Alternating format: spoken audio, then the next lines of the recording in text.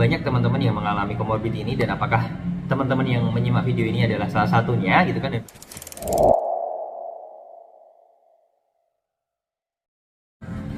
Ya, oke, selamat pagi, assalamualaikum warahmatullahi wabarakatuh, salam sehat dan berlimpah selalu untuk teman-teman semuanya.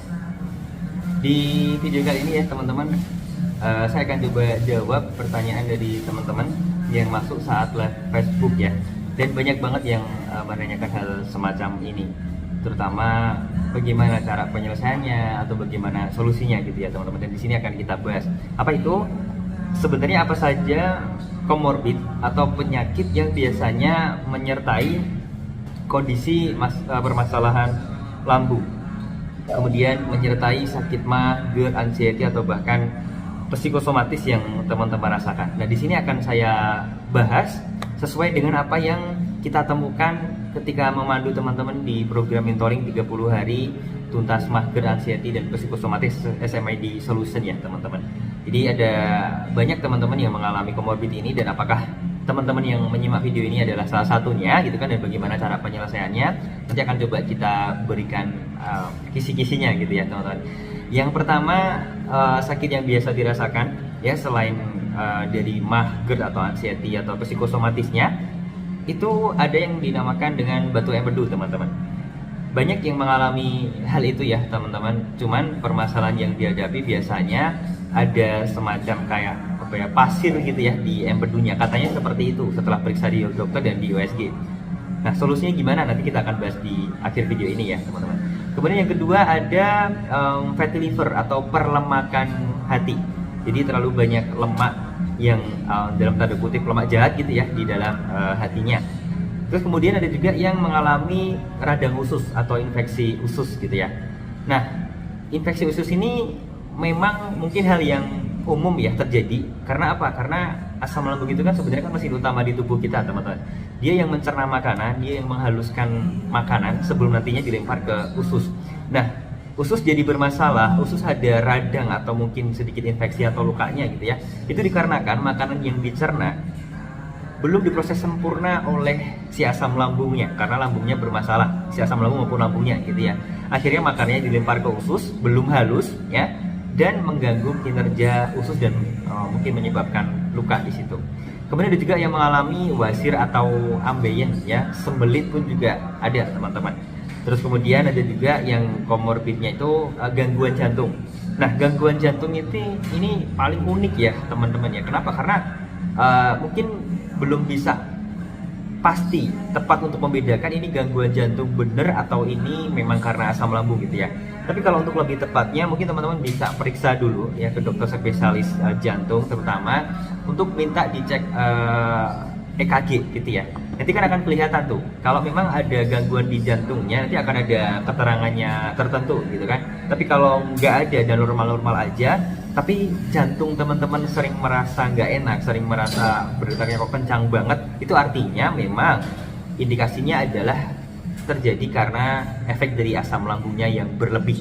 Nah, itu kondisinya biasanya yang dinamakan GERD itu, reflux asam sampai ke atas, sampai ke kerongkongan, sehingga akhirnya mengganggu fungsi jantung teman-teman yang ada di sini ya. Kemudian yang selanjutnya ada bronkitis teman-teman ya, ada yang beberapa teman-teman mengalami hal semacam itu. Terus kemudian ada juga yang vertigo. Banyak yang mungkin agak bingung membedakan mana vertigo atau yang mana keliengan gitu ya teman-teman. Cuman memang kondisi yang dialami atau sensasinya kurang lebih hampir sama. Nah, tapi nggak apa-apa, nanti kita akan bantu coba berikan solusinya juga teman-teman. Kemudian yang sering kita temui juga itu adalah batu ginjal teman-teman. Ini yang mungkin boleh kita bilang komorbid yang cukup nggak enak banget gitu ya. Kenapa? Karena komorbid batu ginjal ini terjadi itu dikarenakan sakit mah, GERD-nya, anxiety-nya sudah lama, kemudian rutin ketergantungan konsumsi obat kimia teman-teman. Nah, yang terjadi apa? Ya, setelah kondisi tersebut mungkin ginjalnya ini nggak kuat gitu kan, terus kemudian akhirnya ada efek samping mengalami yang dinamakan dengan batu ginjal itu. Nah, bagaimana penyelesaiannya? Yang diselesaikan komorbidnya terlebih dahulu, batu ginjalnya dulu, batu empedunya dulu, fatty livernya dulu, bronkitisnya dulu, gangguan jantungnya dulu, radang ususnya dulu. Ada juga yang kolesterol teman-teman, ada juga yang hipertensi. Banyak banget nih kalau hipertensi gitu ya, karena emang make sense banget ketika teman-teman sudah mengalami gejala anxiety yang berlebihan, biasanya akan mengganggu ke tekanan darahnya ya, akhirnya didiagnosa hipertensi gitu ya. Nah, kita apakah menyelesaikan komorbidnya terlebih dahulu atau menyelesaikan masalah dari asam lambungnya terlebih dahulu? Nah, kalau teman-teman yang ikut mentoring biasanya sudah paham bagaimana cara menyelesaikannya. Jadi kan kita selalu bilang bahwa fokus ke akarnya dulu. Kalau memang akarnya awal mula sakitnya itu dari asam lambung kemudian merembet komorbid yang lainnya, maka fokus dulu aja ke akarnya, fokus dulu ke asam lambungnya. Dan itu yang kita sampaikan ke teman-teman yang ikut mentoring ketika mereka melakukan solusinya gitu ya, fokus dulu ke akarnya.